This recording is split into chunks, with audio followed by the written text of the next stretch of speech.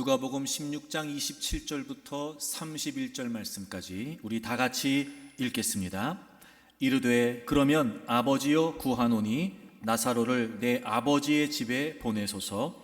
내 형제 5이 있으니 그들에게 증언하게 하여 그들로 이 고통받는 곳에 오지 않게 하소서.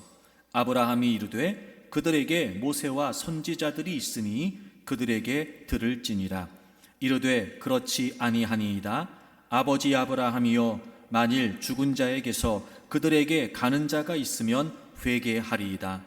이르되 모세와 선지자들에게 듣지 아니하면 비록 죽은 자 가운데서 살아나는 자가 있을지라도 권함을 받지 아니하리라 하였다 하시니라. 아멘.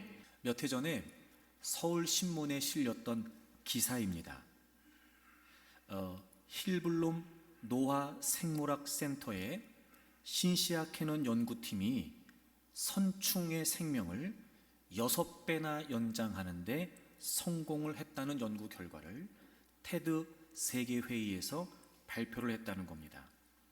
인간의 노화를 방지하는 단초가 될 수 있는 새로운 연구 결과라고 합니다. 이 캐논 연구팀은 이렇게 발표를 했습니다. 선충의 노화를 늦춰서 수명의 6배인 84일을 살게 했다. 선충의 평균 생존 시간이 14일이라는 거예요. 6배를 늘렸다는 거죠. 그러면서 이 같은 수치는 인간에게 대입을 하면 무려 480년에 달한다는 겁니다. 어떻게 이런 결과가 나왔는지 봤더니 DAF-2라고 하는 유전자를 조작을 해서 이런 결과를 얻어냈대요. 그런데 가만히 봤더니 이 유전자는요 100세 이상을 산 사람들에게 발견된 것으로 알려져 있는 유전자라는 거예요. 꽤 신빙성 있는 연구 결과였던 겁니다. 그러면서 이 팀의 팀장인 캐넌 박사가 이렇게 이야기를 합니다. 이 선충들은 오래전에 죽었어야 했다. 그러나 선충들은 젊은 상태를 유지하며 죽지 않고 움직였다. 이번 연구 결과를 토대로 인간의 수명을 늘리는 약을 개발할 수 있을 것이다. 이 기사를 보면서 굉장히 놀라웠어요. 거의 기적에 가깝지 않을까요? 그렇게 해서 어쩌면 많은 사람들이 원하고 있는 수명을 연장할 수도 있겠다, 이런 생각도 들었습니다. 그런데 한편으로는 이런 마음도 들었습니다. 수명을 연장한다는 게 무슨 의미일까? 제가 생각할 때는 잠시 죽음을 늦추는 것 뿐이더라고요. 아무리 수명을 연장해도 반드시 죽거든요. 여러분이 성경을 좀 하나 찾겠습니다. 히브리서 9장입니다. 히브리서 9장 27절을 보시면 한 번 죽는 것은 사람에게 정해진 것이요. 이 정해졌다라고 하는 말이 운명 지어져 있다, 이런 뜻이에요. 이게 수동태로 사용됐어요. 그러니까 우리 인간이 결정한 게 아니고 우리 인간의 의지와 상관없이 하나님께서 그렇게 정해 놓으셨다는 말이에요. 그러니까 모든 사람이 죽는다는 것은 불가항력적이라는 거예요. 한 번 죽는 건 하나님에 의해서 이미 정해져 있다는 겁니다. 그러니까 이런 거예요, 여러분. 더 오래 산다고 해서 안 죽는 건 아닌 거예요. 수명을 늘리는 약이 개발이 돼서 획기적으로 수명이 연장된다고 해도 안 죽는다는 말은 아닌 거죠. 그러니까 사실은 오래 산다고 해서 안 죽는 거 아니니까. 사실 어떻게 보면 수명을 연장한다는 건 죽음을 늦추는 것 뿐이에요. 반드시 우리 인간은 다 죽게 되어 있습니다. 그런데 여러분, 더 결정적인 건 우리가 육체적 죽음을 맞이한다고 해서 끝이 아니라는 거예요. 다시 한번 성경을 보시겠어요? 한 번 죽는 것은 사람에게 정해진 것이요, 그 후에는 뭐가 있대요? 심판이 있대요. 우리 모두는 다 죽습니다. 그런데 그게 끝이 아니고 그 이후에 심판이 있답니다. 여러분, 심판은 이런 의미입니다. 요한복음 5장을 찾아보세요. 요한복음 5장입니다. 요한복음 5장 28절부터 이를 놀랍게 여기지 말라. 무덤 속에 있는 자가 죽어 있는 사람들이잖아요. 다 그의 음성을 들을 때가 오나니, 예수 그리스도의 음성을 듣는다는 거예요. 주님의 재림을 의미해요. 자, 29절 보세요. 선한 일을 행한 자는 생명의 부활로, 악한 일을 행한 자는 심판의 부활로 나오리라, 이렇게 되어 있어요. 모두는 다 죽습니다. 근데 죽음이 끝이 아니에요. 죽음 이후에 심판이 있어요. 그 심판이 이렇게 주어집니다. 생명의 부활, 심판의 부활. 여러분, 모두는 다 죽습니다. 그런데 다시 부활합니다. 믿는 자뿐만이 아니라 믿지 않는 자들도 하나님의 심판 앞에 서기 위해 다 살아납니다. 육체적 죽음이 끝이 아니에요. 하나님의 심판을 위해 다 살아납니다. 그리고 생명을 얻고, 그리고 심판을 얻습니다. 그러니까 모든 사람은 죽어요. 그런데 죽지 않아요.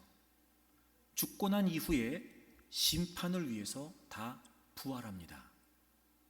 그리고 생명을 얻고 심판을 얻고 영원히 삽니다. 그러니까 여러분, 사람들은 일반적으로 죽는 것을 가장 큰 문제라고 생각하지만 실은 영원히 안 죽는 것이 가장 큰 문제입니다. 우리는 바로 삶의 초점을 여기에 두고 살아야만 합니다. 예수님께서 비유로 부자와 거지 나사로의 이야기를 말씀하셨습니다. 한 부자가 있었습니다. 그는 값비싼 옷을 입고 날마다 잔치를 벌이면서 호의호식하고 살았습니다. 그리고 그 부자의 집 앞에는 병든 채 버려져 있었던 거지 나사로가 있었습니다. 그러던 어느 날 거지 나사로가 죽고 부자도 죽었습니다. 나사로는 아브라함 품에 안겨 있었고 부자는 음부에서 고통을 받고 있었습니다. 그렇게 고통 중에 있었던 부자가 눈을 들어서 멀리 있는 아브라함과 그 품에 있는 나사로를 보게 됩니다. 그리고 이 부자가 아브라함에게 이렇게 요청을 합니다. 내가 지금 이 불꽃 속에서 너무 괴롭습니다. 그러니까 나사로를 좀 나에게 보내주세요. 나사로의 손가락에 물을 찍어서 나의 혀를 좀 서늘하게 해주십시오 라고 부탁을 합니다. 그때 아브라함이 이렇게 말하죠. 너와 우리 사이에 큰 구렁텅이가 있다. 여기서 거기로 갈 수 없고 거기에서 여기로 올 수 없다는 겁니다. 너가 원해도 안 되고 내가 원해도 안 된다는 거예요. 아무리 원해도 안 된다는 겁니다. 그리고 나서 이 부자가 아브라함에게 또 다른 요청을 합니다.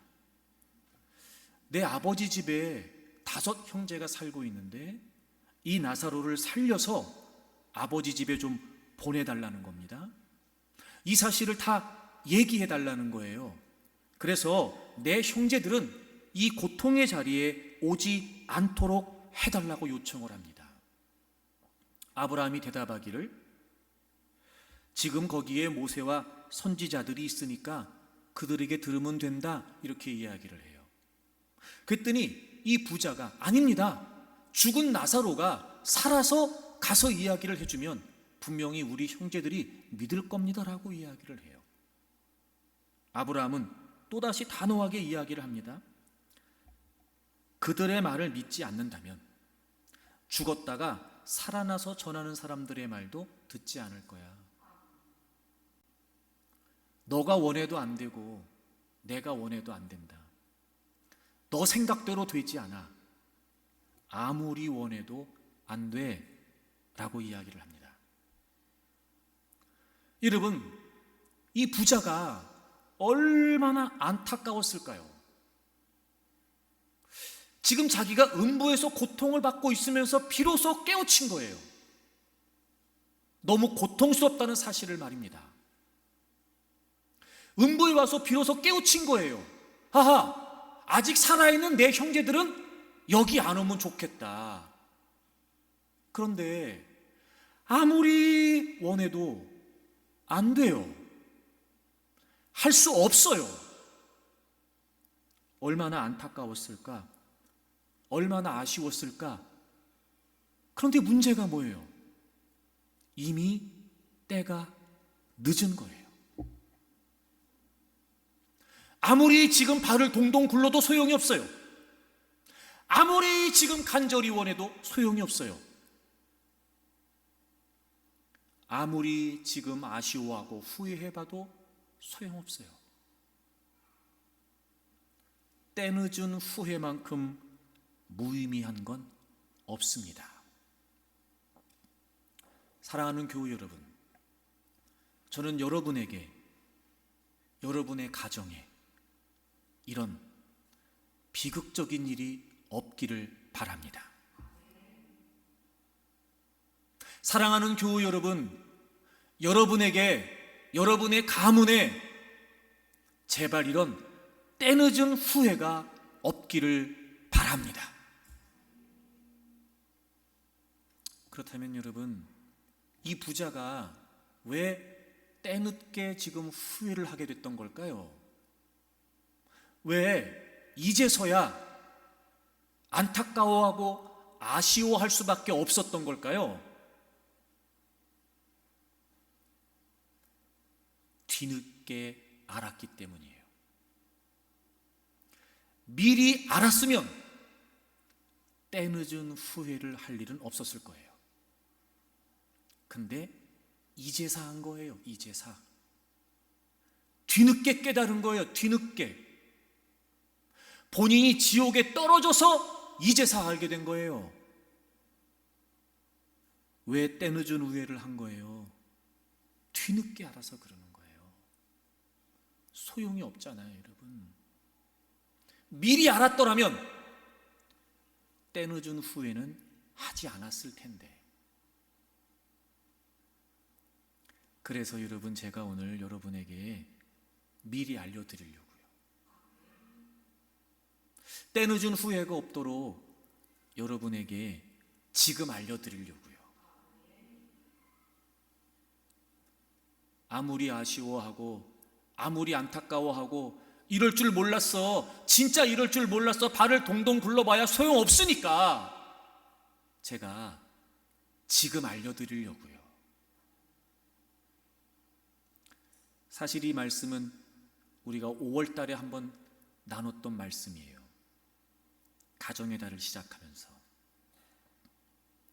이제 우리가 이번에는 추수감사주의를 가족 전도축제로 정했잖아요. 지금 17가정에 43명의 영혼들을 작정하고 우리가 기도하고 있습니다. 아직 적어내지 못하신 분들은 오늘도 괜찮으니까 적어내세요. 우리가 다 같이 그분들의 영혼을 위해 기도하고 있으니까요. 오늘 말씀을 들으면서 이 말씀이 우리에게 자극이 되고 이 말씀이 우리에게 깨달음이 되었으면 좋겠습니다. 아하! 더 미루면 안 되겠구나. 나도, 우리 가정에도, 우리 가문에도 이런 때늦은 후회가 없도록 오히려 이 부분에서만큼은 성령님께서 우리에게 다급한 마음을 주셔서 우리가 더 깨어서 함께 기도하고 또 우리가 작정한 가족들이 다 예배당에 나오고 그렇게 우리 가정과 우리 가문에는 이런 비참한 일이 벌어지지 않기를 주의 이름으로 축복합니다. 자, 첫째, 제가 이걸 알려드릴게요. 오늘 본문을 보게 되면 부자는요, 자색 옷을 입고 고운 베옷을 입었대요. 이 말은 단순히 돈만 많은 부자가 아니었고 상당한 지위가 있었다는 걸 의미한다고 합니다. 그리고 날마다 호화롭게 즐겼대요. 이 당시에는요, 이 상류층에 있는 사람들이 자신의 부를 과시하기 위해서 호화롭게 자주 잔치를 열었다고 그래요. 그러니까 돈도 많았고 상당한 위치도 있었던 이 부자가 그냥 매일같이 아주 화려하고 사치스러운 그런 삶을 살고 있었던 거예요. 그에 비해 그 집 앞에 있었던 나사로는 거지였다고 되어 있어요. 여러분이 거지라고 하는 말은 최악으로 가난한 상태라고 그래요. 그러니까 우리식으로 표현하면 못 찢어지게 가난하다 뭐 이런 거예요. 그리고 온몸에 종기가 나 있었어요. 그 부자의 집 앞에 그렇게 병든 채로 버려져 있었던 겁니다. 그리고 그 부자의 상에서 떨어진 음식, 그러니까 부자가 불쌍해서 나눠준 음식이 아니고요, 먹다 버린 음식, 우리식으로 표현하면 음스, 그거를 가지고 그냥 겨우 허기를 채우는 그런 정도였던 거예요. 심지어 야생에 막 돌아다니는 개들이 이 나사로에게 와서 음식 부스러기를 같이 뺏어 먹는 것뿐만 아니라 나사로 몸에 난 종기의 진물을 핥아먹기까지 했다는 거예요. 참 여러분, 생각만 해도 끔찍하지요. 요즘 우리가 이런 사람 본다면 우린 다 착하니까 뭐라도 도와줬을 텐데 말입니다. 근데 그 부자는 그냥 그렇게 놔뒀던 거예요. 아니 여러분, 어쩌면 달라도 이렇게 다를 수가 있을까? 어쩌면 이렇게 극과 극처럼 차이가 날 수 있을까?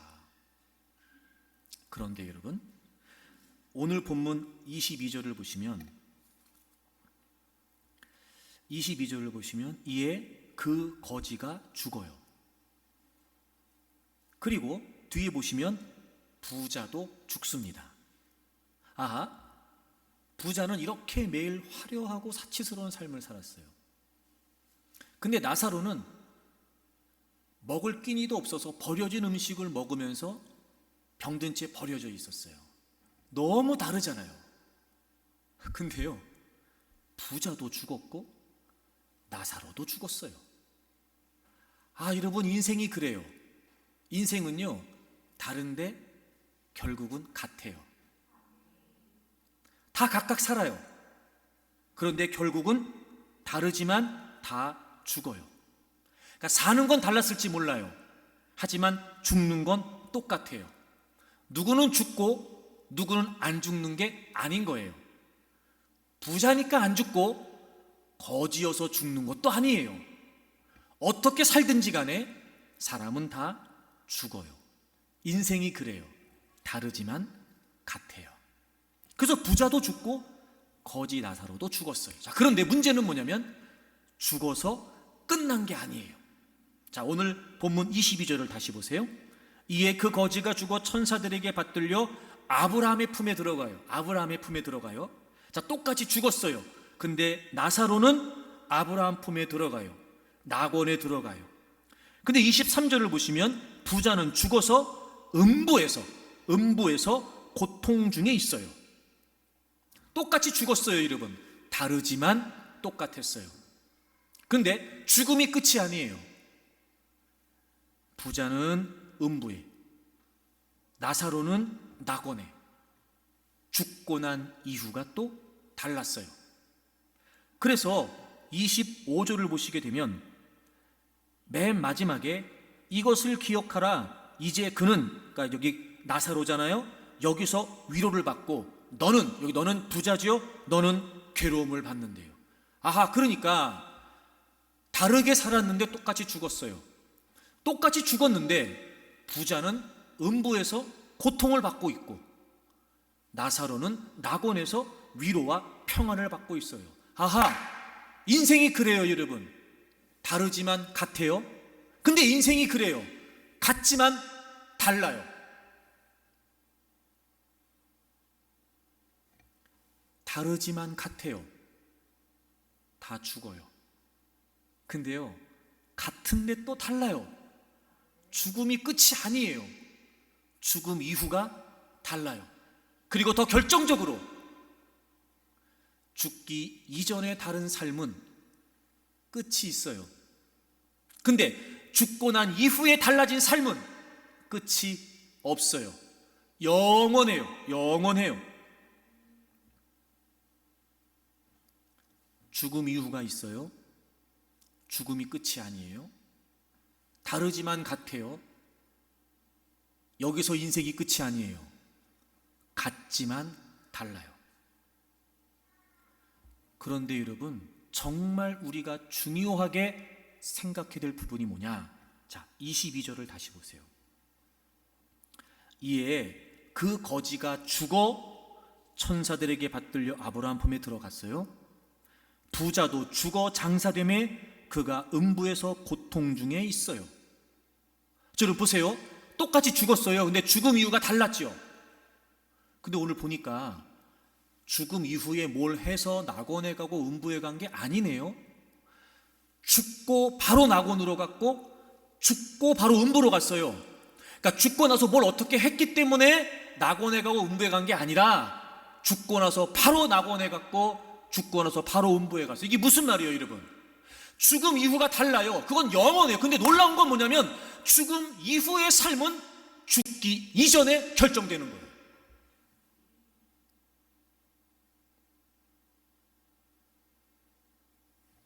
죽음 이전의 삶이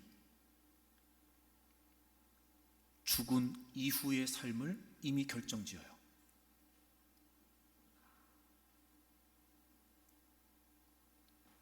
게다가 더 중요한 사실이 뭔가 봤더니 여러분 26절을 보세요. 26절 아브라함이 얘기하는 거예요. 그뿐 아니라 너희와 우리 사이에 큰 구렁텅이가 놓여 있어서, 이 깊은 수렁이에요. 이게 놓여 있다는 말이 무슨 말이냐면요, 확고부동하다는 말이에요. 딱 고정되어 있다는 거예요. 깊은 수렁이 낙원과 음부 사이에 고정이 되어 있대요.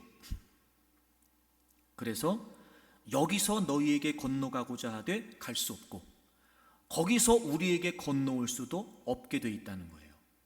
깊은 수렁이, 즉 절대적인 경계가 딱 놓여져 있고 음부에서 낙원으로도 못 오고 낙원에서 음부로도 못 가요. 이 무슨 말이에요? 죽기 이전에 결정된 죽음 이후의 삶은 변경되지 않는다는 거예요. 자, 보세요, 여러분. 지금 알려드리는 거예요. 제가 잘 들으셔야 됩니다. 인생은 다르지만 같아요. 근데 그게 끝이 아니에요. 같지만 달라요. 죽음 이후가 있어요. 그런데 그 죽음 이후의 삶은 죽기 이전에 이미 결정돼요. 그리고 죽기 이전에 결정된 삶은, 죽음 이후의 삶은, 죽기 이전에 결정된 죽음 이후의 삶은 결코 변복되지 않아요. 제가 알려드릴게요, 여러분. 죽기 전에 살아있을 때 죽음 이후를 준비해야 돼요. 살아있을 때 준비해야 돼요. 살아있을 때. 지금 육으로 살고 있을 때 준비해야 된다고요. 사랑하는 교우 여러분, 살아있을 때 준비해야 됩니다. 사랑하는 교우 여러분, 여러분의 가족들 살아있을 때 준비하도록 해야 돼요. 살아있을 때. 지금의 삶이 죽고 난 이후에 영원한 삶을 결정지어요. 지금 준비해야 됩니다. 지금 살아있을 때.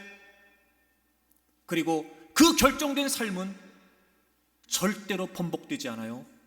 무슨 말이에요? 더 이상 기회가 없다는 거예요.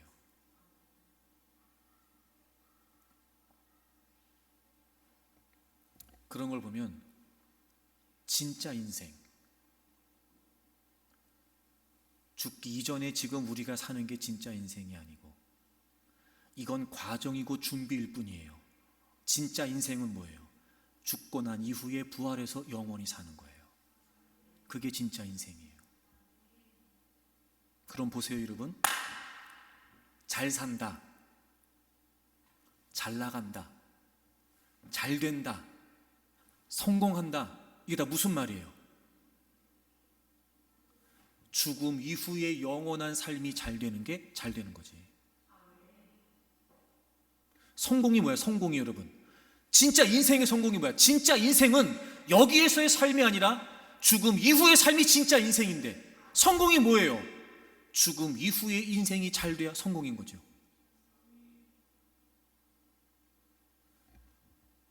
죽기 이전의 인생은 나름대로 성공이라고 했어요. 근데 죽고 난 다음에 영원히 음부에 있어. 성공이에요? 이게 어떻게 성공이에요?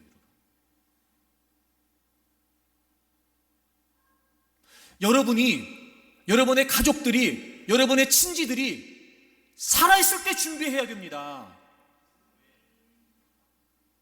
지금 보기에는 교회 안 나와도, 지금 보기에는 예수님 안 믿어도, 지금 보기에는 신앙생활 안 해도 잘 나가는 것 같고, 잘 되는 것 같고, 돈 있는 것 같고, 괜찮은 것 같지요? 여러분, 때늦은 후회는 소용이 없어요. 그거 아무 소용 없어요. 아무리 그렇게 소리치고 살았어요. 모자람 없이 부족함 없이 떵떵거리며 살았어요. 그런데 죽고 난 이후에 영원한 삶을 음부에서 살아요. 번복이 안 된다니까요, 여러분. 번복이 안 돼요. 만약에 이런 일이 없기를 정말 간곡히 저도 원하지만, 여러분이 나사로처럼 낙원에 있고, 여러분의 아들이, 여러분의 남편이, 여러분의 가족들이 음부에 있어요. 지금 제발 손가락에 물 한 번 찍어서 자기 혀를 좀 적셔달라고 막 간곡하게 부탁을 해요. 근데 할 수 있는 게 아무것도 없어요.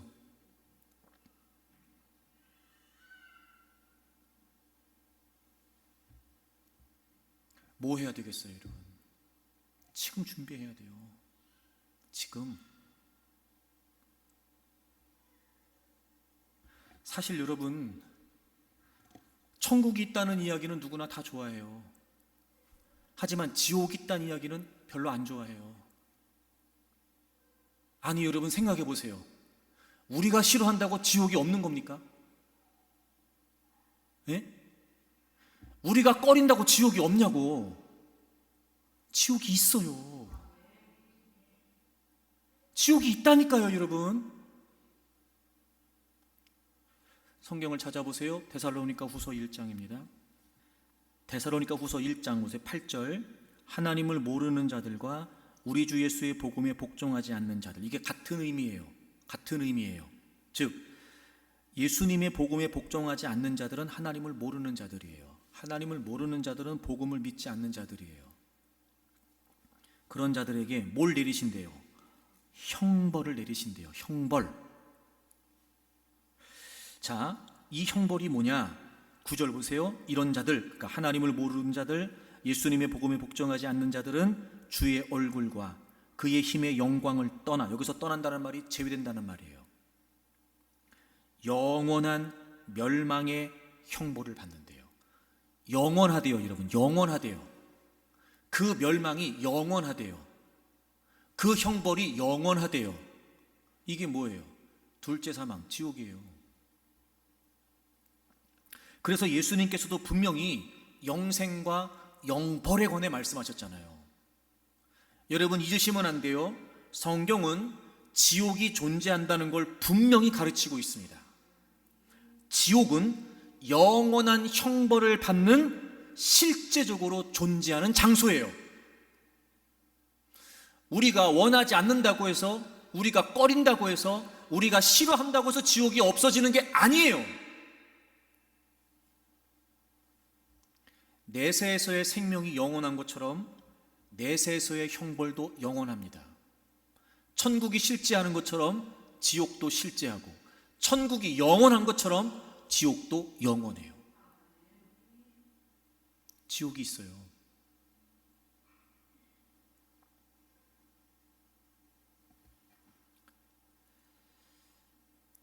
여러분 그런 생각 해보셨어요? 우린 예수님을 다 믿잖아요. 막연하게나마. 예수님 믿고 구원받았으니까 나는 지옥에 갈 일이 없을 거야. 우리 이렇게 막연하게 생각하죠. 저는 여러분이 믿음으로 구원받았다는 사실을 의심하라는 이야기가 아니에요. 하지만 우리가 영생과 영벌을 말할 때 성경적인 분명한 기준을 갖고 나는 여러분들을 깨워드리고 싶어요. 자, 누가 지옥에 갈까? 누가? 자, 요한계시록을 찾으세요. 21장. 요한계시록 21장을 보세요. 8절. 그러나 두려워하는 자들과 믿지 아니하는 자들과 흉악한 자들과 살인자들과 음행하는 자들과 점술가들과 우상숭배자들과 거짓말하는 모든 자들은 불과 유황으로 타는 못에 던져지리니 이것이 둘째 사망이라. 아멘. 자, 이런 사람들 앞에 언급되어 있는 8부류의 사람들은 어디 간대요? 지옥 간대요. 둘째 사망, 지옥 간대요. 여러분, 지옥 간대요. 첫째, 두려워하는 자들. 여러분, 여기서 두려워한다는 거는요, 겁이 많다는 얘기가 아니에요. 그런 말이 아니라 믿음이 있지만 믿음의 도전, 믿음의 시련, 환난과 고난들을 견디지 못하고 믿음의 신실함을 지키기보다 자신의 안위를 더 중요하게 여기는 거예요. 예수님을 믿으면서 믿음으로 살면서 받는 불이익과 어려움과 고난들이 겁이 나는 거예요. 그래서 믿음을 내려놓는 거예요. 믿음을 타협하는 거예요. 내가 믿음을 지키기 위해서 겪어야 되는 어려움들이 겁나는 거예요. 그래서 믿음이 있으나 믿음이 없는 것처럼 사는 거예요. 이 두려워한다는 말이 그런 말이에요. 두 번째, 믿지 않는 자들. 우리는 이 말을 우린 믿으니까 라고 생각할지 모르지만 이 믿지 않는 자들이 무슨 말이냐? 신실하지 않다는 거예요. 앞에 두려워한 자들과 비슷한 의미이긴 한데요, 여러 가지 이유로 신앙을 온전히 지키지 못하는 거예요. 믿지 않는 자들, 이렇게 우리가 한마디로 표현할 수 있겠죠. 입으로는 시인하는데 행위로는 부인하는 거예요. 입으로는 예수님 믿는데요, 주여 주여 예수님 믿는데요, 근데 실제 삶은 믿음이 없는 거예요. 믿음으로 안 살아요. 세 번째, 흉악한 자들. 흉악한 자들. 이 흉악하다라고 하는 말은 부패하다는 말이고, 이 단어는 신약 성경에서 주로 우상숭배와 관련돼서 사용된 말이에요. 우상숭배. 이 우상숭배와 관련된 내용들이 뒤에 더 나오기 때문에 그때 한꺼번에 설명할게요. 네 번째, 살인자들. 이게 생명을 해하는 경우예요. 여러분, 우리가 사람을 실제로 죽이는 것도 살인이에요. 그런데요, 인격을 모독하는 것도 살인이에요. 예수님은 오죽하면 작은 사람 한 사람이라도 실족해 하면 너네 연자맷돌 메고 물에 빠져 죽어, 이렇게 말씀하셨을까? 실제로 사람을 죽여야만 살인하는 게 아니에요, 여러분. 그렇게 포괄적인 의미예요, 살인하는 자들. 다섯 번째, 행음하는 자들. 육체적 타락과 더불어 이것도 우상숭배의 의미가 있어요. 육체적 음란과 더불어 우상숭배와 연관이 있어요. 여러분, 이 시대의 문화가 얼마나 선정적이고 음란한지 아시죠? 우리가 정신 안 차리면은요, 우리도 정신없이 거기에 휩쓸리게 돼 있어요. 여섯 번째, 점술가들. 이게 미신, 점 보는 거, 마술, 이런 거 말하는 거예요. 제가 전에도 얘기한 적이 있었는데, 박수무당을 하다가 예수님을 믿고 목사님이 된 분이 간증을 하더라고요. 자기가 옛날에 박수무당할 때요, 단골 손님들이 다 교회 권사님들이었대요. 그 얘기하는 거예요, 지금. 그 얘기. 예수님 믿으면서 날짜 따지고 미신적인 어떤 그런 요소들을 가지고 신앙생활하는 거. 제가 늘 말하죠,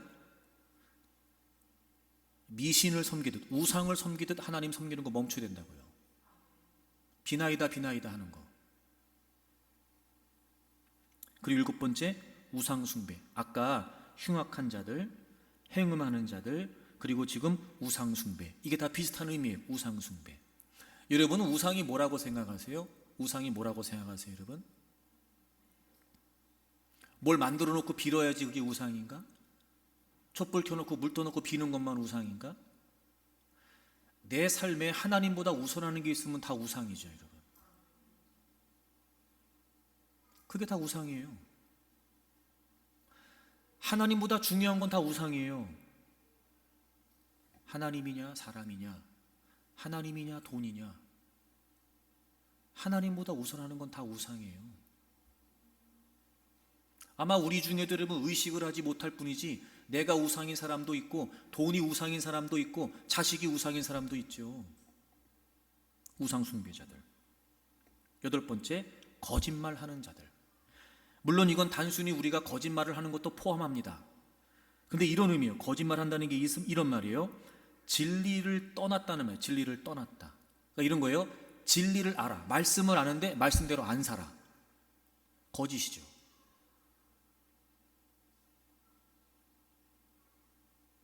이렇게 8부류의 사람은 어디 간대요? 지옥 간대요.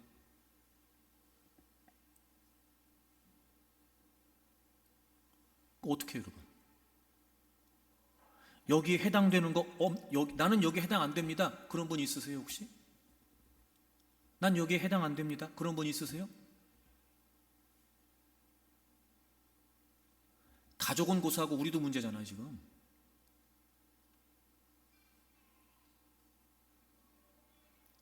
그럼 여러분, 우리가 살아있을 때 준비한다는 게 무슨 말일까요? 우리도 준비해야 되고 우리 가족들도 준비해야 되는데 살아있을 때 준비한다는 게 무슨 말이겠냐고요. 자, 베드로후서 3장을 찾으세요. 베드로후서 3장 9절을 좀 보겠습니다. 주의 약속은 어떤 이들이 더디다고 생각하는 것 같이 더딘 것이 아니라 오직 주께서는 너희를 대하여 오래 참으사 아무도 멸망하지 아니하고 다 회개하기에 이르기를 원하시느니라. 주님이 오신다 하면서 안 오시는 거, 그 심판의 날이 더딘 것이 아니라 주님이 지금 우리를 기다리고 계시는 거예요. 뭐 하도록? 다 회개하도록. 여러분, 살아있을 때 준비한다는 게 무슨 말이에요? 살아있을 때 준비한다. 회개하는 거예요. 회개하는 거예요. 철저하게 하나님 말씀에 자신을 살피고 자신을 성찰하고 끊임없이 말씀 앞에서 잘못된 부분들을 고백하고 자백하고 회개하는 거란 말이에요. 회개하면 누구도 멸망하지 않아요. 그런데 회개하지 않으면 누구라도 멸망해요. 이런 회개하지 않으면요, 우리도 멸망한다고요. 회개하지 않으면요, 나도 멸망한다고요. 그래서 오늘 본문 돌아와 보세요. 오늘 본문. 부자가요, 이렇게 고백을 해요. 이렇게 고백을 해요. 오늘 본문 돌아보세요. 이게 얼마나 중요한지. 30절. 오늘 본문 30절 보세요. 부자가 이렇게 이야기해요. 아브라함한테 이르되 그렇지 아니하니이다. 아버지 아브라함이요, 만일 죽은 자에게서 그들에게 가는 자가 있으면 뭐 한다는 거예요? 회개한다는 거. 보세요. 지금 이 부자는 음부에 있어요. 음부에. 우리 가족들은 안 왔으면 좋겠어요. 뭐 하기를 원하는 거예요? 그들이 회개하기를 원하는 거예요.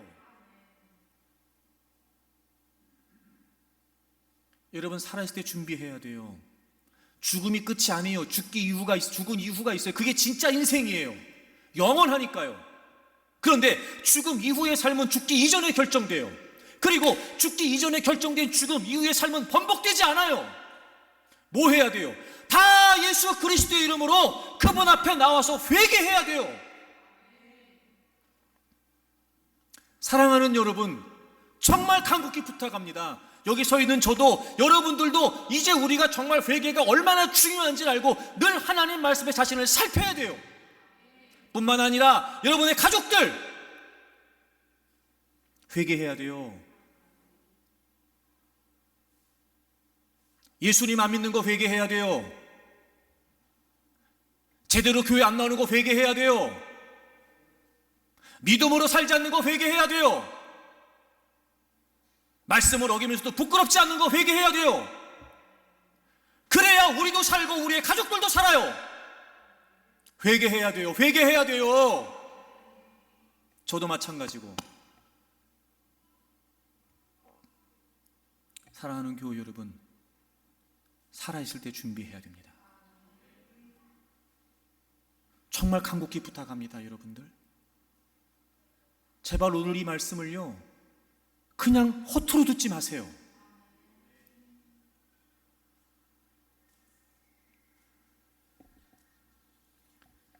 그럼 여러분 어떻게 해야 되냔 말이에요.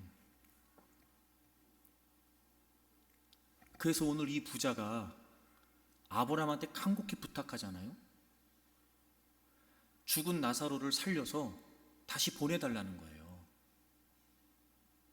그래서 나사로가 전하는 말을 우리 형제들이 다 듣고 여기 오지 않게 해달라는 거예요. 근데 아브라함이 이렇게 이야기를 해요.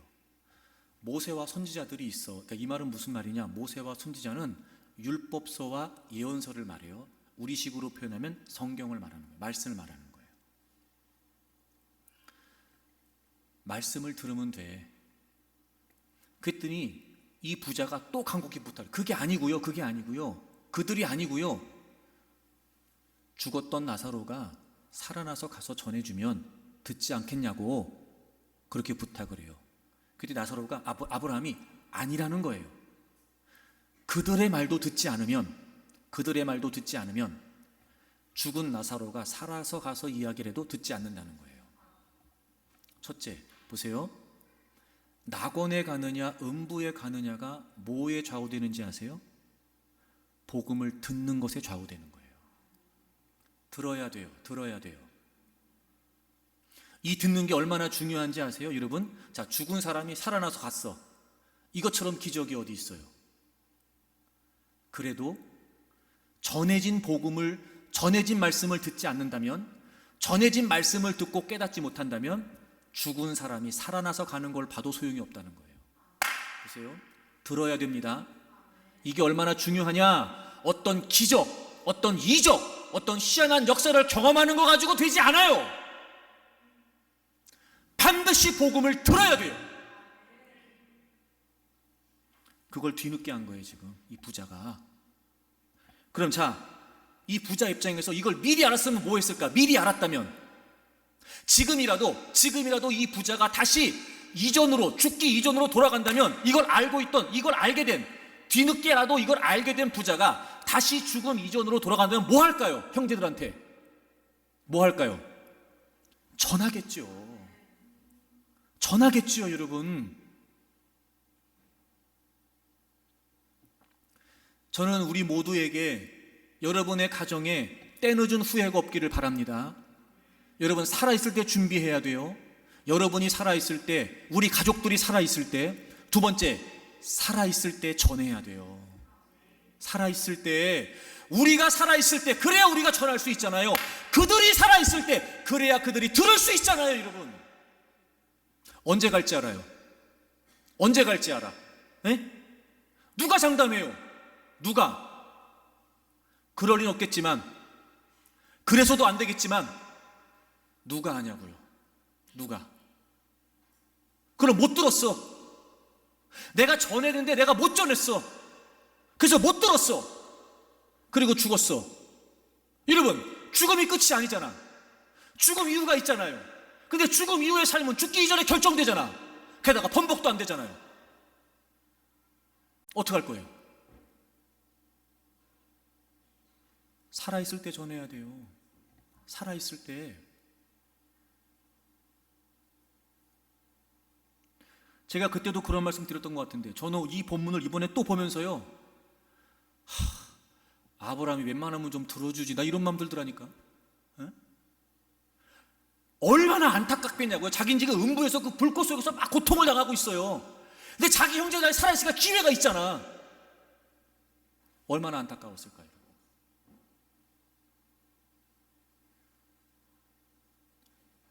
들어야 돼요.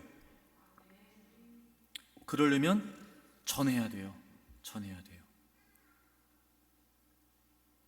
사랑하는 교회 여러분, 이번에 우리가 가족 전도 축제 하잖아요. 여러분이 전하셔야 돼요. 예수님을 전하고 복음을 전하셔야 돼요. 진짜 나를 위하고 우리를 위하고 그들을 위한 일이 뭐예요? 전해야죠. 전해야 돼요. 그래야 그들이 들을 수 있잖아요. 자, 보세요, 여러분. 그럼에도 불구하고 우리가 전해야 되는데 이게 왜 잘 안 될까? 이게 왜 잘 안 될까? 자, 고린도 후서 4장을 찾으세요. 4장 4절입니다. 잘 기억하셔야 돼요, 여러분. 잘 기억하셔야 돼요. 4장 4절. 그 중에 이 세상의 신이, 즉 사단이, 지금 하나님이 허용하신 때까지 원수마귀가 이 공중의 권세를 쥐고 있잖아요. 세상의 신이라고 하는 말은 마귀를 말해요. 사단을 말해요. 이 세상의 신이 믿지 아니하는 자들의 마음을 혼미하게 해요. 이 혼미하게 한다는 말이 무슨 말이냐면 눈을 멀게 한다는 거예요. 눈을 멀게 한다는 거예요. 자, 보세요. 원수마귀가 예수님 믿지 않는 사람들을 어떻게 한대요? 눈을 멀게 한대요. 왜요? 그리스도의 영광의 복음의 광채가 비치지 못하게 함이니. 그리스도의 영광의 복음의 광채가 비치지 못하게 함이니 그리스도는 하나님의 형상이니라. 여러분, 예수 그리스도를 나의 구주와 주님으로 영접해야 하나님을 믿을 수 있어요. 하나님은 우리가 다른 신들처럼 비나이다 이렇게 믿는 거 아니에요. 예수 그리스도가 나의 구주와 주님이시라고 하는 사실, 이 복음이, 이 십자가가 깨달아져야 비로소 눈이 열려서 하나님을 바라보게 된단 말이에요. 그래서 원수마귀가 뭐 한다고요? 그 복음의 광채, 이미 예수 그리스도께서 십자가를 통해 우리에게 비춰주신 그 복음의 광채를 바라볼 수 없도록 눈을 멀게 한다는 거예요. 원수마귀가. 오해하지 말고 들으세요. 아직 예수님 믿지 않고 신앙생활 제대로 안 하는 사람들, 여러분의 가족들, 지금 원수마귀가 눈을 다 멀게 하고 있는 거예요. 정말 우리가 봐야 될, 정말 우리가 바라봐야 될 그리스도의 영광의 복음의 광채를 보지 못하도록 엉뚱한 걸로 다 눈 가려놓고 있는 거예요, 지금. 그럼 우린 알잖아요. 그죠? 우린 안다고요. 어떻게 해야 돼요? 죽어라고 싸워야지. 목숨 걸고 싸워야지. 우리가 전하는 게 왜 어려워요? 이게 영적인 전쟁이에요. 영혼 쟁탈전이라고요, 여러분. 그러니 쉽게 되겠습니까? 그러니 쉽사리 되겠어요? 원수마귀가 얼마나 간악하고 얼마나 간교한데 자기가 쥐고 있는 그 영혼들을 우리에게 쉽게 내주겠습니까?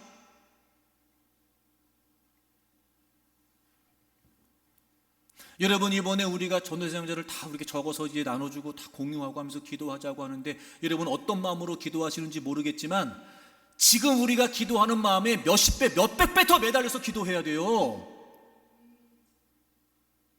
게다가 여러분, 당사자들은요, 더 죽어라고 기도하셔야 됩니다. 더 죽어라고 작정을 하고 금식을 하고 철회를 하든지. 여러분, 우리가 왜 전하는 것조차 쉽지 않냐? 원수마귀가 우리 입도 가리는 거예요, 지금. 정작 해야 될 말이 무슨 말이에요? 정작 전해야 될 말이 무슨 말이냐고? 복음이죠. 예수님이죠. 힘내, 잘 될 거야. 그래요, 그런 말도 필요하죠. 하지만 정말 그들에게 필요한 말이 뭘까? 예수님 믿어야죠. 예수님.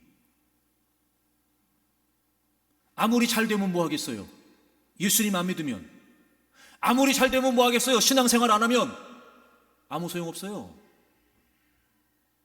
때늦은 후회하시면 안 돼요, 여러분.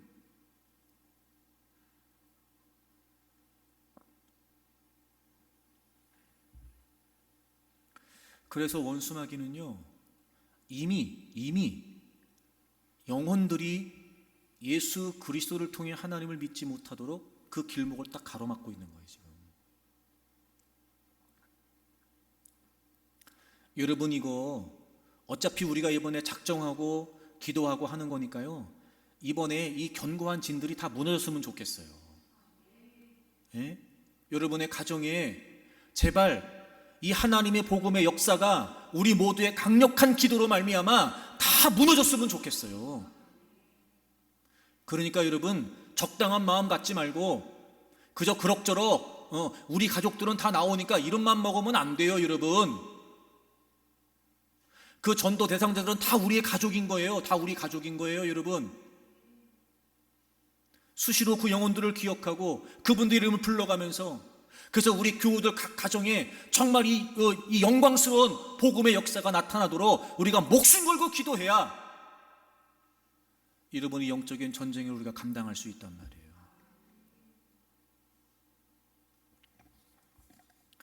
한주원 목사님이 쓴 말씀 앞에서는 용기라고 하는 책이 있는데요, 그 책에 이런 내용이 나와요. 저는 무능력을 이렇게 정의합니다. 무능력은 능력 없음이 아닙니다. 자기 나름대로 생각하고 살아가는 것이 바로 무능력입니다. 그런 사람은 성실해 보이지만 그 결과는 참담합니다. 성실함으로 자신의 나태를 감추는 것이 교묘한 능력입니다. 어쩔 수 없었다, 거기까지가 내 한계였다, 그래도 최선을 다했다 라는 식으로 무능력은 가려질 수 있습니다. 하지만 이러한 논리는 자기 나름대로의 생각으로 살아간 삶에 대한 변명입니다. 여러분, 제가 쉽게 예를 들어 볼까요? 자, 우리가 불이 꺼져 있는 방 안에 있어요. 당연히 불이 꺼져 있으니까 캄캄하고 어둡겠죠. 아무것도 보이지를 않아요. 그러니까 어두우니까 걸어가다가 넘어지고 막 부딪혀요. 물건들이 떨어지고 막 깨져요. 그러면 어두운 상황 속에 있어요. 뭐 하면 돼요, 여러분? 뭐 하면 돼요? 불 켜면 돼요. 불 켜면 된다고요. 근데 정작 불을 안 켜. 그리고 괜찮아, 익숙해지겠지 뭐, 괜찮아, 그럭저럭 살 수 있을 거야. 무능력이 바로 그런 거라는 거예요. 무능력이 뭔지 아세요? 마땅히 해야 될 일을 하지 않는 거. 그러니까 무능력은 힘이 없음이 아니고 하지 않음이에요. 아직 예수님을 믿지 않는 가족들이 우리에게 있잖아요. 아직 예수님을 믿지 않는 가족들이 우리에게 있잖아요. 뭐 해야 돼요? 불 켜줘야지. 누가 해요? 우리가 해야죠. 우린 예수님 믿잖아요. 우린 예수님 믿으면 구원받는다는 거 알잖아요. 우린 천국이 있다는 것도 지옥이 있다는 것도 확실히 믿잖아요. 그럼 누가 해야 돼요? 우리가 해야죠. 근데 불은 안 켜. 그럭저럭 적당히. 그리고 난 최선을 다했다는 거예요. 죽음 이후에도 그렇게 말할 수 있을까? 그 극명하게 갈려진 낙원과 음부, 영생과 영벌, 그 현장에서도 그렇게 말할 수 있을까요? 사랑하는 교회 여러분, 살아있을 때 준비하세요. 살아있을 때 전하세요. 이번에 저는 여러분들이 정말 지금까지도 물론 열심히 가정의 구원을 위해 기도해 오셨겠지만, 이번만큼은 정말 여러분이 후회감 없이 하나님께 목숨 걸고 매달리면서 기도했으면 좋겠어요. 그리고 지혜를 달라 그러고 능력을 달라 그러고, 그리고 하나님께 매달려 기도하세요. 그래서 이번에 여러분이 그토록 기대하고 원하던 여러분의 가족들과 함께 앉아서 하나님을 예배하기를 바랍니다. 함께 예배해야 될 여러분의 가족들, 그 옆에 빈자리, 덩그러니 이름만 있는 그 자리, 이번에 우리 모든 교우들 다 같이 내일처럼 그들의 영혼을 가슴에 품고 뜨겁게 기도하고 노력하고 힘쓰면서 이번에 그 적혀있는 이름, 그 빈자리 다 여러분의 가족들 채워지기를 바라고, 그래서 여러분, 결코 지금까지 우리의 기도와 눈물이 헛되지 않았음을, 하나님이 일하심을 우리가 경험하고 찬양하고 감사하고, 그런 은혜가 우리 모두에게, 여러분의 각 가정에 이루어지기를 축복합니다.